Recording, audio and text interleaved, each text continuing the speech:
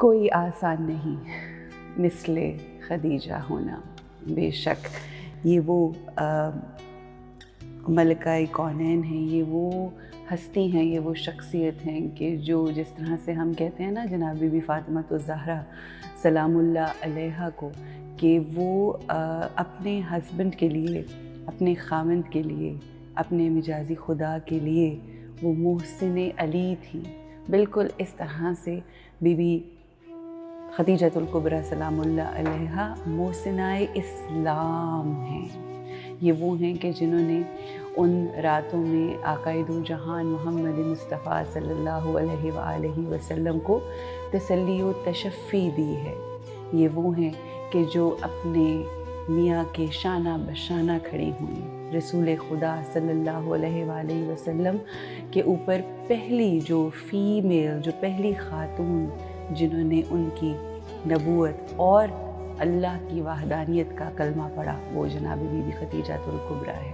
کوئی کیسے کر سکتا ہے اس ذات، اس ہستی کا مقابلہ کہ جن کے لیے اللہ کی بارگاہ سے فرشتے اور اللہ خود سلام بھیجتا ہے، کہ جن کو بشارت دی جاتی ہے کہ آپ کے لیے محل میں ایسے باغات ہیں، ایسے محلات ہیں کہ جن کی روشنی باکمال ہے۔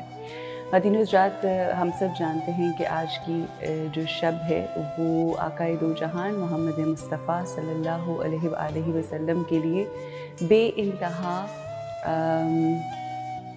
کرب کی، بے انتہا مشکل اور بے انتہا دکھ و رنج و غم کی شب۔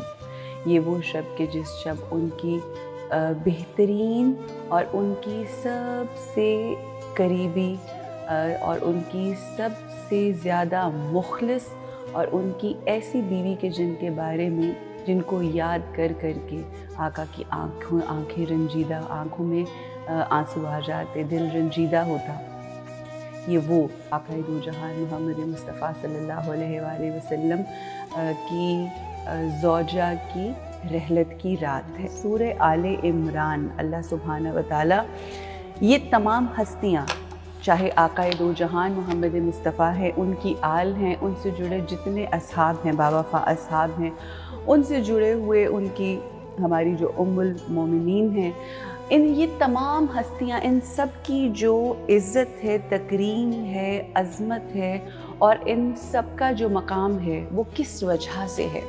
وہ اس وجہ سے ہے کہ ان کی نظروں نے، ان کے دلوں نے اللہ اور اس کے رسول کی پہچان کی، اللہ کے رسول کی پہچان کی، اللہ کے رسول کی زبان سے، لسان مبارک سے نکلے ہوئے جو الفاظ تھے، جو توحید کا پیغام تھا، جو احکامات تھے جو ان تک پہنچے، ان کے سامنے سر تسلیم خم کیا، بغیر کسی سوال کے، اس یقین، اس ایمان کے ساتھ۔ یہ جو یقین اور ایمان ہوتا ہے، اور یہ جو معرفت ہوتی ہے کہ آپ کسی شخص کے اوپر اس طرح سے یقین کر لیں، تو وہ ہی ہوتی ہے جو آپ کو، آپ کے کردار کو، آپ کی دنیا اور آخرت میں آپ کی شہرت کا باعث ہوتی ہے۔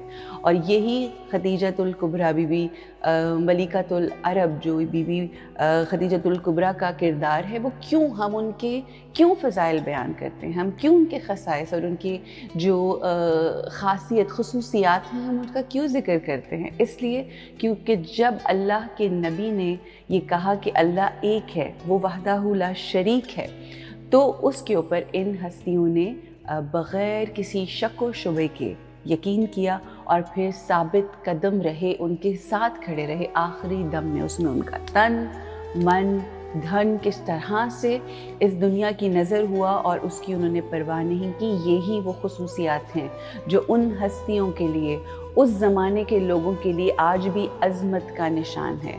اور آج کے دور میں بھی جب ان پرنسپلز کے اوپر چلتے ہوئے جو لوگ اپنی زندگی کو محمد و آل محمد کی راہ میں صرف کرتے ہیں، اللہ کے پیغام کو اپنی زندگی میں شامل کرتے ہیں، اور اپنی زندگیوں کو بہتر کرنے کی کوششوں میں لگے رہتے ہیں، راتوں کو تدبر کرتے ہیں، دنوں میں اس پر عمل کرتے ہیں، اپنی زندگی میں تبدیلی لے کر آتے ہیں، پھر اللہ کی ذات ان لوگوں کو اس دنیا میں ایسا ستارہ بنا دیتا ہے جو پھر عرش والے زمین یعنی فرش کی طرف جب دیکھتے ہیں تو وہ لوگ چمکتے ہوئے ستاروں کی مانند نظر آتے ہیں۔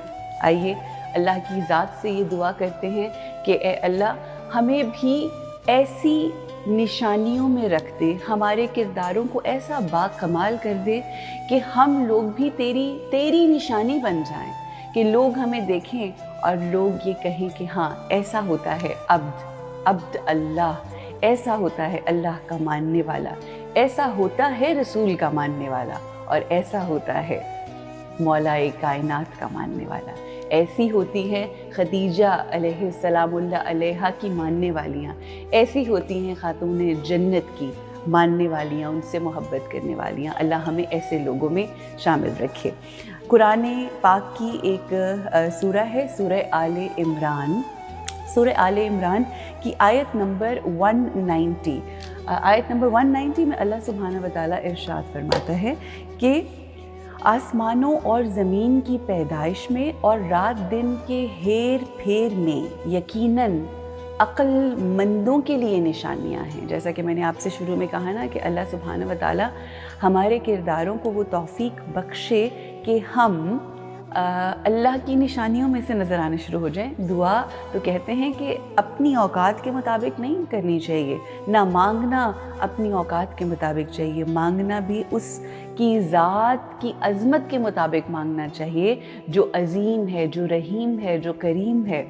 اور جب آپ نے کچھ مانگنا ہے، جب بھی کوئی دعا کرنی ہے تو دعائیں تو آپ کچھ بھی کر سکتے ہیں۔ تو آئیے یہ دعا کرتے ہیں کہ اے رب اللہ ہمیں بھی ان نشانیوں میں شامل رکھے کہ جس نشانیوں کا تذکرہ سورہ آل عمران آیت نمبر 190 میں ہوا ہے۔ آقا کی زبانی جو قرآن ہم تک پہنچا ہے، اللہ سبحانہ وتعالیٰ ان کے ذریعے یہ ارشاد فرماتے ہیں کہ آسمانوں اور زمین کی پیدائش میں اور رات دن کے ہیر پھیر میں یقیناً عقل مندوں کے لیے نشانیاں ہیں، ارد گرد ہیں۔ ہم صبح اٹھتے ہیں، رات کو سوتے ہیں، گھر سے باہر نکلتے ہیں، سانس لیتے ہیں، ہم چلتے ہیں، ہم آنکھیں بند کرتے ہیں، آنکھیں کھولتے ہیں، ہم اپنے گھروں میں لگے ہوئے پودوں کو پنپتا ہوا دیکھتے ہیں، ہم ارد گرد جو کچھ اس دنیا اس کائنات میں شے ہے جب اس کو دیکھتے ہیں، وہ اشیاء ایک ایک شے اللہ کی تسبیح کر رہی ہے، اور یہ تمام اشیاء ہمیں یاد کرواتی ہیں، ہمیں جوڑتی ہیں اللہ سبحانہ وتعالیٰ کی ذات سے۔ مگر یہ نشانیاں کن کے لیے ہوتی ہیں؟ یہ نشانیاں ان کے لیے ہوتی ہیں جو عقل رکھتے ہیں، جو شعور رکھتے ہیں، جو تدبر کرتے ہیں، جو ان نشانیوں کو دیکھتے ہیں۔ اور وہ کون ہوتے ہیں؟ وہ ہوتے ہیں عقل مند۔ آپ کو یاد ہے کل امام کی وہ کتنی خوبصورت جو جانتا ہے کہ جانتا ہے، اور جو جانے اور پھر اس کے اوپر عمل کرے، جو جانتا ہے سب کچھ اور یہ بھی جانتا ہے کہ میں جانتا ہوں، تو وہ شخص جو ہے اور پھر اپنی زندگی کو جو بہتر کرتا ہے وہ عقل مند ہوتا ہے۔ یاد ہے نا آپ کو چوتھی کیٹیگری کل ہم لوگوں نے امام کی جب بیان کی تھی، امام کا کال، تو انہوں نے کہا وہ عقل مند لوگ ہوتے ہیں، اور جو عقل مند لوگ ہوتے ہیں وہ جانتے ہیں کہ یہ سب اللہ کا ہے، ہم اللہ کے ہیں، ہماری ہر سانس اللہ کی ہے، ہمارا ہر ایک عمل اللہ سبحانہ وتعالیٰ کی ذات کا ہے، سے جڑا ہوا ہے۔ ارد گرد ہر چیز جو ہمیں نظر آتی ہے، چاہے عبرت ہو، چاہے لوگوں کی زندگیوں میں فضل ہو، لوگوں کی زندگیوں میں کرم ہو، لوگ جو بھی ہم دیکھتے ہیں وہ نشانیاں ہیں، مگر وہ نظر ان کو آتی ہیں جو عقل والے ہوتے ہیں۔ اللہ سبحانہ وتعالیٰ ہمیں عقل والوں میں شمار کرے۔ امام علی ابن ابی طالب علیہ السلام کی بارگاہ میں منبر سلونی پہ امام تشریف فرما تھے۔ ایک شخص آیا اور اس نے کہا کہ آپ نے رب کی پہچان کیسے کی؟ ایک بڑا عجیب سوال اور اس کا ایک با کمال جواب۔ آپ نے یہ اکثر امام کی سنی ہوگی سینگ کہ آپ نے رب کو کیسے پہچانا، کیسے پہچان کی آپ نے رب کی؟ تو امام ارشاد فرماتے ہیں کہ میں نے اپنی ارادوں کے ٹوٹنے سے، میں نے اپنی ہمت کے ٹوٹ جانے، ختم ہو جانے سے اپنے رب کو پہچانا۔ اب یہ بات ہم سن تو لیتے ہیں اور آگے بڑھ جاتے ہیں، مگر یہاں پر رک کے تھوڑا سا میں ایکسپلین کرنا چاہوں گی. ہوتا ہے نا کئی دفعہ کہ ہم اپنی زندگی میں فل سٹاپ لگائے بیٹھے ہوتے ہیں. میری اپنی زندگی میرے لیے ایٹ لیسٹ مثال ہے کہ ہم اپنی زندگیوں میں اپنے منہ سے بھی کہہ رہے ہوتے ہیں, فل سٹاپ لگائے کرتے ہیں کہ بس اب میری زندگی ایسی ہی ہے اور ایسی ہی چلے گی.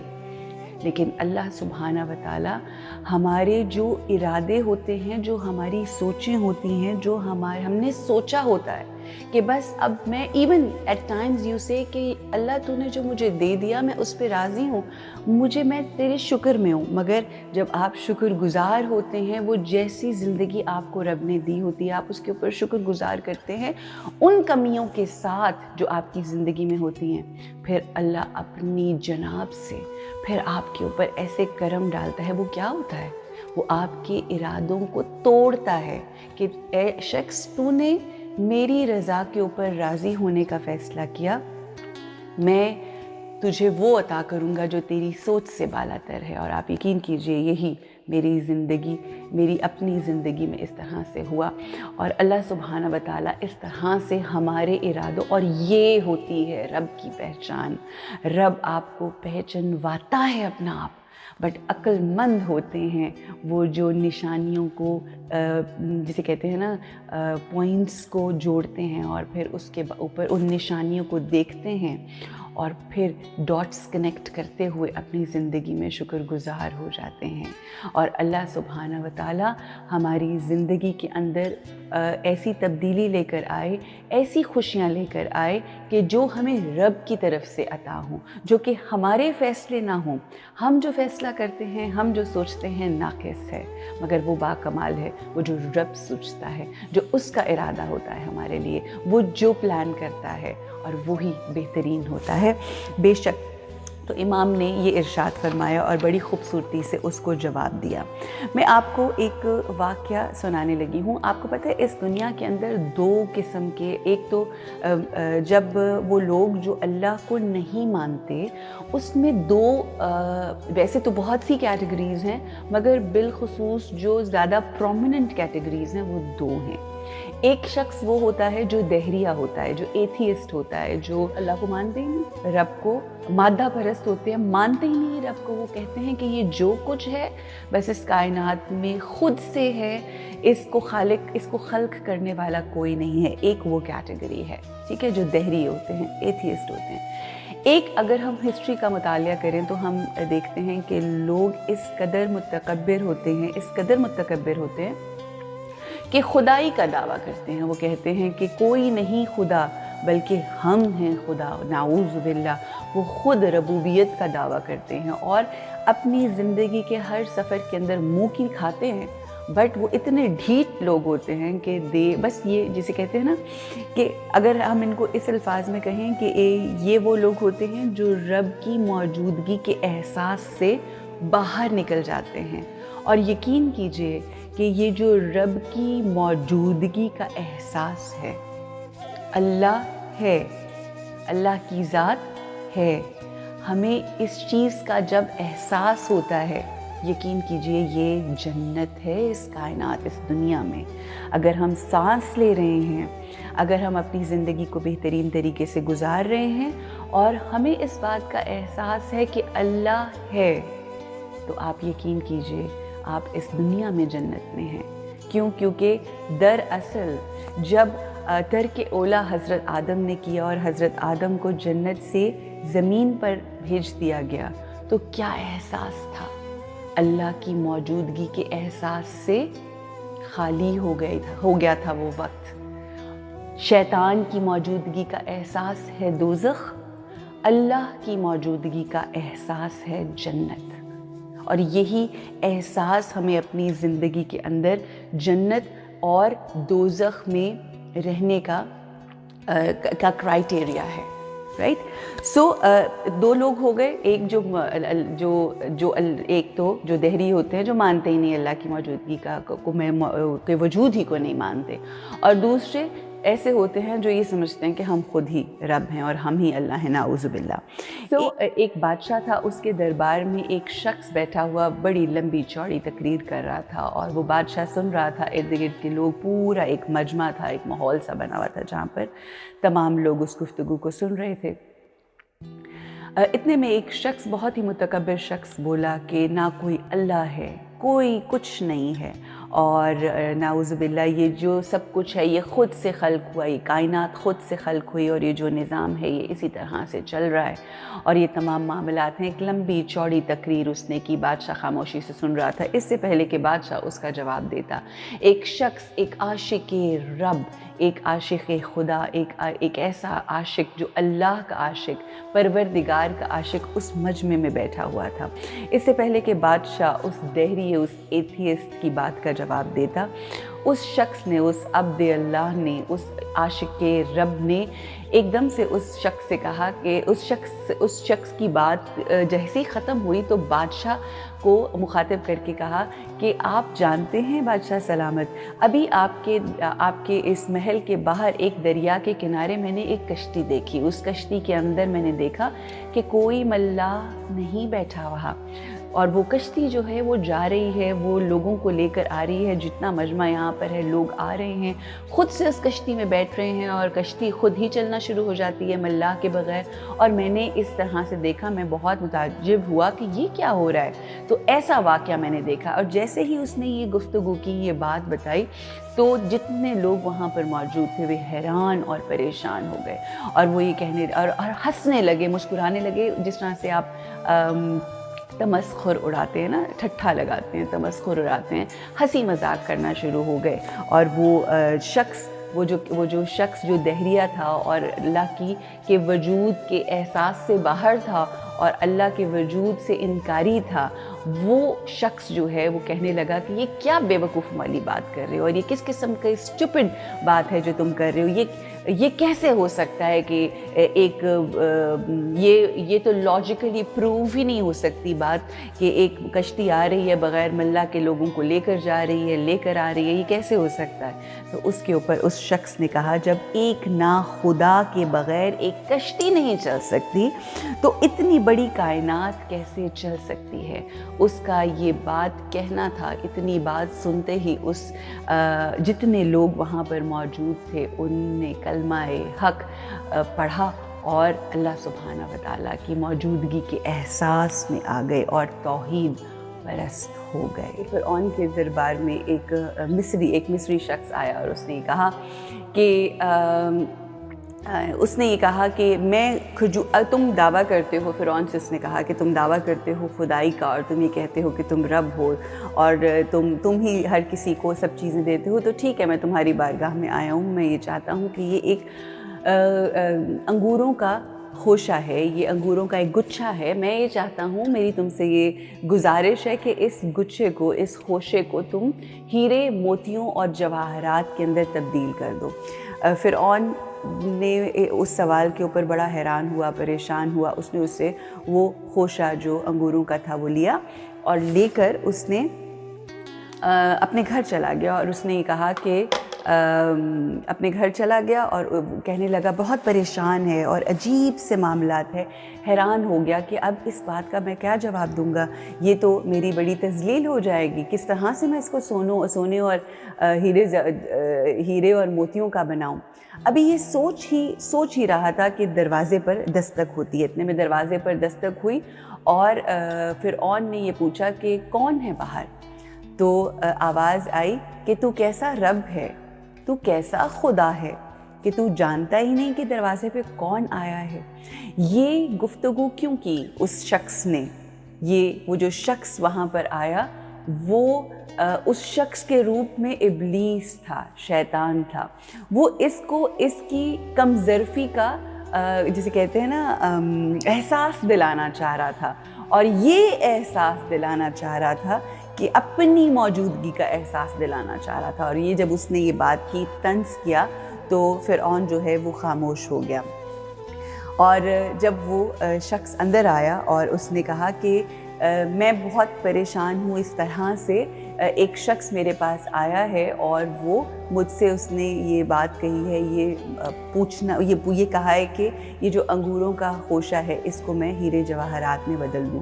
اس نے کہا کہ تو چاہتا ہے کہ میں تیری مدد کروں؟ ابلیس اب فرعون سے، دو فرعون جو ہیں وہ گفتگو کر رہے ہیں، دو شیطان۔ تو ابلیس نے کہا کہ تو چاہتا ہے کہ میں تیری اس مشکل کو آسان کر لوں. تو اس پہ اس نے یہ کہا کہ ہاں میں چاہتا ہوں کہ تو میری مدد کر. تو اس نے ابلیس نے وہ خوشہ انگوروں کا لیا اور اسماء الہیہ کا ورد کیا.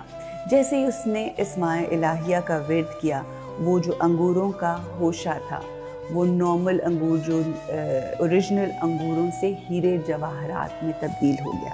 جب وہ ہیرے جواہرات میں تبدیل ہوا اور وہ فرعون بہت حیران ہوا، پریشان ہوا اس بات کے اوپر. اس نے کہا کہ دیکھ میں کتنے کمالات رکھتا ہوں، میں اتنی اپنے اندر کوالٹیز رکھتا ہوں، میرے پاس اتنا علم ہے، میرے پاس اتنے زیادہ میرے اوصاف ہیں، اس کے باوجود میں نے خدائی کا دعویٰ نہیں کیا. تو نے کس طرح سے، تو اتنا کم ظرف ہے، تو اتنا چھوٹا ہے کہ تو نے ربوبیت کا دعویٰ کر دیا، تو نے اللہ ہونے کا، پروردگار ہونے کا دعویٰ کر دیا. تو actually at that point in time وہ جو شیطان تھا وہ یہ نہیں، اس کو تذلیل اس کی اس لیے نہیں کر رہا تھا کہ وہ یہ چاہ رہا تھا کہ یہ اللہ کو مان لے، کیونکہ اس کا تو یہ وعدہ ہے کہ میں اللہ کے بندوں، جو بھی بندہ ہے، جو بھی اس کائنات میں بندہ ہے، میں اس کو اللہ کے راستے سے اور اللہ کی موجودگی کے احساس سے نکال کے اپنی موجودگی کے احساس میں ڈالوں گا. اگر یاد رکھیے، اگر ہم اللہ کی موجودگی کے احساس میں نہیں ہیں تو پھر ہم شیطان کی موجودگی کے احساس میں ہیں. سو دس از ویری ویری امپورٹنٹ. یہ بھی ایک لیسن ہے رمضان کا کہ ہم کانشیس رہیں. اللہ سبحانہ و تعالیٰ ہمیں اپنی موجودگی کے احساس میں رہنا ہی وہ تقویٰ ہے بیسکلی. اور جب تقویٰ نہیں ہوتا تو ہم کفر میں ہوتے ہیں، تو پھر ہم شیطان کی موجودگی کے احساس میں ہوتے ہیں. رائٹ؟ ہو اللہ کی ذات آپ یہ دیکھیے کہ کتنی رحیم اور کریم ذات ہے. وہ کتنا رحمان ہے، وہ کتنا کریم ہے. وہ اس کی ذات جو ہے کیسی باکمال ہے کہ وہ جو اس کو مانتے ہیں وہ ان کو بھی سب عطا اپنی رحمتیں بخشتا ہے. وہ جو اس کو نہیں مانتے وہ ان کو بھی اپنی رحمتوں سے نوازتا ہے، رزق سے نوازتا ہے. اپنے اوپر، ان کے اوپر ہر قسم کی آسائشیں، اس دنیا کی ہر نعمت جو ہے وہ کرتا ہے. اس کو کہتے ہیں رب العالمین، کہ وہ ہر کسی کا پالنے والا ہے، کوئی اس کو مانے یا نہ مانے. جس طرح سے یہ اللہ سبحانہ و تعالیٰ کی صفت جو ہے یہ با کمال ہے کہ آپ اس کی عبادت کرو نہ کرو وہ آپ پہ عطائیں کرتا ہے. ایک دفعہ کیا ہوا کہ آپ جانتے ہیں کہ حضرت Musa had a really hard time. ایک بہت مشکل وقت حضرت موسیٰ نے گزارا، اور فرعون کے ساتھ جو بھی مکالمات ہوتے تھے، جو ہارڈ ٹائم ملتا تھا، جب فرعون کے ظلم و ستم سے حضرت موسیٰ جو ہیں وہ تنگ آ گئے اور بہت زیادہ پریشان اور بہت زیادہ اب تنگ رہنے لگے. اور جسے کہتے ہیں نا کہ آپ فرسٹریٹ ہو جاتے ہیں. the time comes when you get frustrated.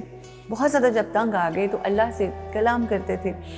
اللہ سے یہ کہنے لگے، اللہ پاک، اے میرے اللہ، اے میرے سونے اللہ، تو ایک کام کر کہ یہ شخص ربوبیت کا دعویٰ کرتا ہے، تو اس کا رزق ختم کر دے، تو اس کو رزق نہ دے، تو اس کو کھانے پینے کے لیے نہ دے، تو اس کو ایسی بیماری میں ڈال دے کہ یہ ایسا اس کے اوپر وہ وقت آ جائے کہ یہ خود اللہ تیری موجودگی کے احساس میں آئے اور تیرے ہونے کے احساس میں آئے اور تجھے مان لے اور تیرے سامنے سر تسلیم خم کرے.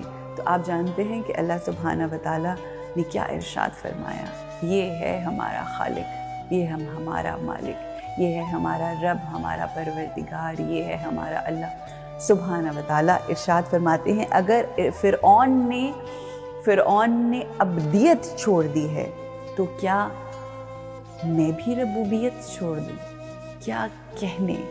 یہ ہے ہمارا رب، یہ ہے احسان کرنے والا رب، یہ ہے وہ عظیم الشان رب، یہ وہ رب ہے کہ جو آسانیاں ہم سے یہ کہہ رہا ہوتا ہے کہ آؤ میری طرف، آؤ میری طرف، میرا رخ کرو، ایک قدم تم بڑھاؤ گے 70 قدم میں بڑھاؤں گا. اللہ سبحانہ و تعالیٰ سے کبھی بات تو کر کے دیکھیں. آپ یقین کیجئے جتنا سکون اس رب سے گفتگو کر کے ملتا ہے اتنا سکون کہیں نہیں ملتا. جتنا سکون اس کی یاد میں ہے، یقین کیجئے اتنا سکون کسی دنیا کس کائنات کے کسی یاد میں نہیں ہے.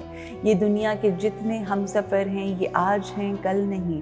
ہم سب کو ایک ایک کر کے اس دنیا سے چلے جانا ہے, مگر ہم جب اس جسم سے ہماری روح پرواز کرے گی, ہمارے نفس کو موت آئے گی, روح پرواز کرے گی, اس وقت بھی جو احساس ہمارے ساتھ ہوگا وہ ہمارے رب کا ہوگا, وہ ہمارے خدا کا ہوگا, وہ ہمارے اللہ سبحانہ و تعالیٰ کو ہوگا. یہ کنیکشن جو قائم ہوتا ہے, یہ طریقے ہیں اللہ سبحانہ و تعالیٰ کے بتائے ہوئے کہ میری بارگاہ میں دعا کرو, صبح اٹھ کے مجھ سے گفتگو کرو, میرے لیے میرے سامنے سجدہ کرو, مجھے سجدہ کرو. یہ تمام وہ طریقے ہیں, مگر ایسا نہیں ہے کہ صرف ان نمازوں میں, ان دعاؤں میں, ان تمام وہ جو ریچولز ہم کرتے ہیں ان میں رب کو صرف نہیں ڈھونڈنا. رب ہر لمحہ ہے. آپ کے بچے مسکراتے ہیں, یہ بھی رب کی کرم نوازی ہے. آپ کے بچے روتے ہیں, یہ بھی اللہ سبحانہ و تعالیٰ کی نشانی ہے. اللہ ہر شے میں موجود ہے. اللہ ہماری ارد گرد کی یہ جو چیزیں ہیں ان میں اللہ اگر آپ ڈھونڈنا شروع کر دیں اللہ آپ کو نظر آتا ہے. یہ صرف احساس ہے. آپ کبھی اکیلے ہوں تو یاد رکھیں, ہم اکثر اس دنیا کے اندر لونلینس کا شکار ہوتے ہیں اور ہم یہ کہتے ہیں کہ ہم اکیلے ہیں. آپ جب بالکل اکیلے ہیں آپ تب بھی اکیلے نہیں ہیں. آپ اس احساس میں ہوں یا نہ ہوں, اللہ آپ کے ساتھ ہے. صرف اس طرح سے کہ ہماری مائیں ہوتی ہیں, ہم اپنی ماؤں کو بھول بیٹھے ہوتے ہیں, ہم اپنے کاموں میں, دوستوں میں, اپنی نوکریوں میں, ان تمام چیزوں میں لگے ہوتے ہیں. مگر ہم صرف ایک دفعہ بیمار ہوں اور کہیں آئے ماں, تو آپ کی ماں جہاں کہیں ہو وہ خود سے آپ کو کال کر لیتی ہے, اس کے تار آپ کے ساتھ جڑے ہوتے ہیں. تو یہ تو 70 ماؤں سے زیادہ پیار کرنے والی ذات ہے.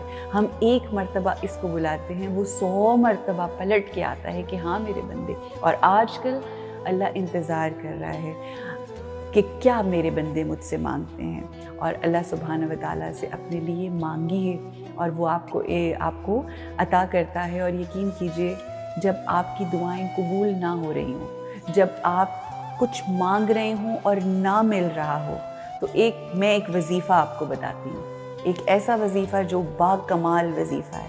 جب آپ کی دعاؤں کے اوپر قبولیت کی مہر نہ لگ رہی ہو, جب آپ مانگ کے تھک گئے ہوں اور آپ کو نہ مل رہا ہو, تو پھر ایک وظیفہ یہ ہے کہ آپ اپنے لیے چھوڑ کے لوگوں کے لیے مانگیں. یہ جناب بی بی فاطمہ الزہرا سلام اللہ علیہا کی سنت ہے.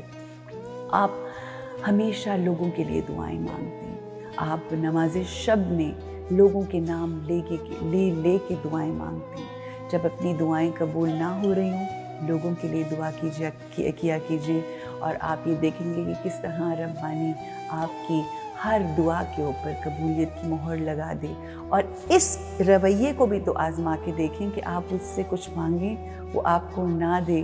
آپ کہیں اے میرے مالک, میں اس بات پہ تیرا زیادہ شکر ادا کرتی ہوں. میرے امام سید ساجدین کا جملہ کہ اے رب میں جب تجھ سے کچھ مانگتا ہوں تو تو مجھے دیتا ہے, یہ امام علی بن ابی طالب کا جملہ ہے کہ میں مانگتا ہوں اور تو مجھے دیتا ہے تو میں راضی ہوتا ہوں, میں بہت خوش ہوتا ہوں, تو نے میری سن لی. اور جب میں تجھ سے مانگتا ہوں اور تو مجھے نہیں دیتا تو میں اس پہ زیادہ راضی ہوں کہ اس میں تیری مرضی ہے. اور پھر امام زین العابدین کے وہ الفاظ کہ جو تو مجھے دیتا ہے, اے رب تیرا شکریہ اس چیز کا کہ جو تو نے مجھے عطا کی, اور تیرا اس بات کا اس سے بھی زیادہ شکریہ جو تو نے نہیں عطا کی. کیوں؟ کیونکہ تو جانتا ہے کہ میرے حق میں بہتر کیا ہے. جب آپ کچھ مانگیں اور نہ دے وہ, تو اس کے اوپر اور سجدے کیا کریں کہ ہم تو شاید واقف ہی نہیں ہیں. ہو سکتا ہے وہ جو مانگ رہے ہیں وہ آتا ہماری زندگی میں تو پتہ نہیں کتنی مشکل ہو جاتی, کتنی پریشانیاں آ جاتی. ہم کئی دفعہ گاڑیاں مانگ رہے ہوتے ہیں اینڈ وی ڈونٹ ریئلائز کہ وہ جو مانگ کے گاڑی ہم ہلکان ہوئے جا رہے ہیں, پتہ چلے اس میں بیٹھنا بھی نہ نصیب ہو, پہلی دفعہ بیٹھ کے ہی وہ ہمارے خاتمے کا باعث بن جائے. وہ جانتا ہے. شادیاں کرنے کے لیے ہم کتنے پریشان ہوتے ہیں, اللہ اس سے یہی میری بیوی بنے گی, یا اسی سے یہی میرا ہسبینڈ ہے. وہ پہلے دن ہی لڑائی شروع ہو جاتی ہے کہ جی جو بھی مسئلے مسائل جو بھی, تو یہ اللہ جانتا ہے. وہ پہلے دن ہی کچھ شرطیں ایسی رکھی جاتی ہیں یا ایسے معاملات ہوتے ہیں کہ آپ کے لیے اللہ کے اوپر چھوڑا کریں. وہ اپنی کوشش ہر چیز میں کریں مگر اللہ کے اوپر چھوڑا کریں کہ وہ کیا چاہتا ہے وہ بہترین ہے. بہرحال anyway, اب coming back to that فرعون اور ابلیس کا جو واقعہ ہے, آخری ایک مکالمہ ہے کہ جو مکالمہ فرعون اور شیطان کا ہے. the discussion is getting very very interesting now. فرعون اور شیطان, دیکھیں اپنے اپنے وقت کے شیطان, اپنے اپنے وقت کے فرعون, ابلیس, دو لوگ بات کر رہے ہیں, فرعون اور ابلیس. فرعون کا ابلیس سے ایک سوال, فرعون نے یہ سوال کیا, کہنے لگا کہ تو نے اللہ کے دربار سے دھتکارے جانا قبول کیا مگر آدم کو سجدہ نہ کیا, اس کی کیا وجہ تھی؟ مطلب تو کر لیتا سجدہ, کیا فرق پڑتا ہے, مگر تو نے یہ اپنے لیے کرنا گوارا سمجھا کہ مجھے اللہ کی بارگاہ سے مجھے دھتکار کے نکال دیا جائے مگر میں سجدہ نہیں کروں گا آدم کو. ایسا تو نے کیوں کیا؟ فرعون was curious and he wanted to know. وہ جاننا چاہتا تھا کہ ایسا کیوں کیا شیطان نے. تو فرعون نے جب یہ سوال کیا تو ابلیس نے ایک جواب دیا اس کو شرمندہ کرنے کے لیے. کہتا ہے ویسے تو بہت ساری وجوہات ہیں کہ میں نے کہ جس کی وجہ سے میں نے آدم کو سجدہ نہیں کیا, لیکن ان بہت ساری باتوں میں ایک بات یہ بھی تھی کہ میں جانتا تھا کہ آدم کی پشت سے تجھ جیسا شخص پیدا ہوگا جو خدائی کا دعویٰ کرے گا, اس لیے میں نے آدم کو سجدہ نہیں کیا, جس میں فرعون اپنا منہ لے کر رہ گیا. پھر اس کے بعد اس نے یہ سوال کیا فرعون نے, اب یہ حاصل کلام ہے گفتگو, رائٹ, اب جو گفتگو ہونے لگی ہے یہ حاصل کلام ہے. اگر کسی شخص کو آج اس سننے والی اس سیشن میں اگر آپ لوگوں کو اس بات کی سمجھ آ گئی اور یہ تبدیلی ہماری زندگی میں آ گئی تو آپ دیکھیے گا کہ آپ کی زندگی کتنی خوبصورت اور آسان سہل ہو جائے گی. فرعون کا دوسرا سوال, فرعون نے ابلیس سے دوسرا سوال کیا, میں جانتا ہوں میں بہت برا ہوں. ہر انسان کو اپنی برائی کا علم ہوتا ہے, وہ چاہے آنکھیں بند کر کے بیٹھا رہے مگر وہ جانتا ہے کہ وہ کہاں غلط ہے. تو فرعون یہ کہتا ہے کہ میں جانتا ہوں میں بہت برا ہوں, میں جانتا ہوں میں ناحق ہوں, میں جانتا ہوں میں زیادتی کر رہا ہوں اللہ کے حق میں, سب کچھ ہے مگر میں پھر بھی یہ کر رہا ہوں. اور تو بھی جانتا ہے کہ تو غلط ہے, تو جانتا ہے کہ تو رجیم ہے, تو جانتا ہے کہ تجھے دھتکار کے نکالا گیا ہے, تو جانتا ہے تو غلط کر رہا ہے, تو یہ جانتا ہے لوگوں کو بہکا رہا ہے, یہ بہت بڑا گناہ ہے, مگر مجھے بتا کہ کوئی ایسا اور شخص ہے جو ہم دونوں سے بھی زیادہ برا اور برائی کرنے والا ہو. تو شیطان یعنی ابلیس مسکرایا اور اس نے کہا کہ ہاں شخص ہے. وہ شخص, اب آپ یاد رکھیے کہ یہ دو ایکسٹریم کے برے لوگ ہیں, ایکسٹریم کے برے لوگ ہیں. ایک جو خدائی کا دعویٰ کر رہا ہے اور دوسرا وہ شخص کہ جو ہر خدا کے ماننے والے کو بیرا روی کے راستے پر چلا رہا ہے, اللہ کی موجودگی کے احساس سے نکال کے اپنے موجودگی کے احساس میں ڈال رہا ہے. وہ کیا کہتا ہے؟ کہتا ہاں میں جانتا ہوں ایک برے شخص کے بارے میں جو ہم سے بھی زیادہ برا ہے اللہ کی نظر میں. تو فرعون بہت حیران اور پریشان ہوا. اس نے کہا اچھا وہ شخص کون ہے جو اللہ کی نظر میں ہم دونوں سے بھی زیادہ گناہگار ہے؟ تو اس کے اوپر ابلیس شیطان نے فرعون کو یہ کہا, یہ حسد ہی تھا جس نے مجھے اس نے کہا کہ حاسد وہ ہے, حاسدین یعنی حسد کرنا جو جس کے اندر یہ برائی ہے, جس کے اندر یہ شر ہے کہ وہ حسد کرتا ہے, وہ مجھ اور تجھ سے بھی زیادہ برا انسان ہے اللہ کی نظر میں. اور آج ہم اپنی زندگیوں میں اگر نظر ڈال کر دیکھیں تو یہ ایک ایسی بیماری ہے اور قول معصومین ہے کہ حسد ایسی بیماری ہے کہ جو انسان کو شیطان اور فرعون سے بھی زیادہ بدتر بنا دیتی ہے, اس سے بھی زیادہ بدبخت کر دیتی ہے. یہ وہ بیماری ہے کہ جو ہماری یہ وہ اسپریچول ڈیزیز ہے جو ہماری زندگیوں کے اندر ایسی ہلچل مچا دیتی ہے. یہ ایسی ان سین فائر ہے, یہ ایسی ان دیکھی آگ ہے کہ جس کے اندر انسان خود ہی جل رہا ہوتا ہے. اگر کسی کے اوپر اللہ کی ذات نے کوئی فضل کر دیا، کسی کے اوپر کوئی کرم کر دیا، کسی کے کام کے اندر اس کو اللہ نے اس کی محنت کا ریوارڈ دیتے ہوئے، اس کی انتھک محنت کا ریوارڈ دیتے ہوئے اگر اس کو اس کے اوپر اپنی رزق کی وسیع کر دیا، وسعت رزق کر دیا، اس کے دسترخوان کو وسیع کر دیا، اس کے گھر کو وسیع کر دیا، تو کیا ہوتا ہے کہ لوگ اس سے حسد کرنا شروع کر دیتے ہیں، اس سے جلنا شروع ہو جاتے ہیں۔ اگر کسی کی اچھی جگہ شادی ہو جائے تو یہ سوچنا شروع کر دیتے ہیں کہ اس کی کیسے اچھی جگہ شادی ہو گئی۔ اگر کسی کو اچھی بیوی مل جائے اس کے اوپر حسد کرنا شروع کر دیتے ہیں۔ اگر کسی کی اچھی اولاد پڑھ لکھ کے بڑی ہو جائے برداشت نہیں ہوتا۔ اور کیسی سزا ہے حاسد کے لیے کہ وہ اپنے حسد کی آگ میں خود ہی ہر لمحہ جلتا رہتا ہے۔ کوسچن ہیئر، کیا ہم حسد کرنے والوں میں سے تو نہیں؟ اور اگر خود دانہ خواستہ ہم حسد کرنے والوں میں سے ہیں، ہمارے دل میں خیال آتا ہے، ہمارے سوچوں میں یہ خیال آتا ہے کہ اوہ اچھا اس کے پاس آ گیا ہے، پتہ نہیں ہمارے پاس ایسا کیا نہیں ہے جو ان کے پاس ہے، جو انہی کے اوپر عطائیں ہوئی جا رہی ہے۔ اگر اس طرح سے ہم سوچ رہے ہیں تو پھر آپ کو یہ جان لیں اور یہ مان لیں کہ ہم شیطان اور فرعون سے بھی بدتر ہیں۔ آئیے اب ہم آقا دو جہان محمد مصطفیٰ صلی اللہ علیہ وآلہ وسلم کی آل کی طرف آ جاتے ہیں، آل ابراہیم کی طرف آ جاتے ہیں۔ وہ کہا نا اللہ نے کہ ہم نے ان کو، آل ابراہیم کو کتاب اور حکمت دی، کتاب بھی دی، حکمت بھی دی۔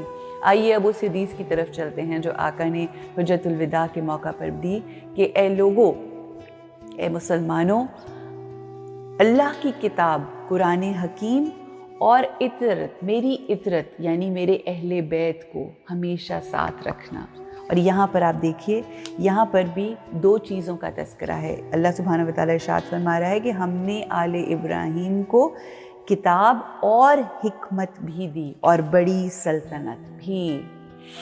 یہ جو آل محمد مصطفیٰ صلی اللہ علیہ وآلہ وسلم کی جو زندگی گزری، اور جو مصیبتیں اور جو صعوبتیں اور جو پریشانیاں، چاہے وہ جناب بی بی خدیجہ الکبریٰ کی شیب ابی طالب میں ہو، چاہے بی بی فاطمہ الزہرا سلام اللہ علیہا کی آقا کے اس دنیا سے جانے کے بعد ہو، وہ مصائب ہوں جو امام علی ابن ابی طالب پہ تھے، پھر اس کے بعد امام حسن و حسین و زین العابدین علیہ السلام، محمد باقر، امام جعفر صادق، امام موسیٰ کاظم، امام علی رضا، امام محمد تقی، امام علی نقی، امام حسن عسکری، اور یہ جتنے بھی ادوار گزرے، جتنے بھی حکمران گزرے، کیا مسئلہ تھا، کیا ایشو تھا؟ وہ تو اللہ کی بات کرتے تھے، وہ تو حق کی بات کرتے تھے، وہ تو دین کی بات کرتے تھے، وہ تو محبتوں کی بات کرتے تھے، وہ تو علم پہنچاتے تھے، وہ تو حق کے لیے کھڑے ہوتے تھے۔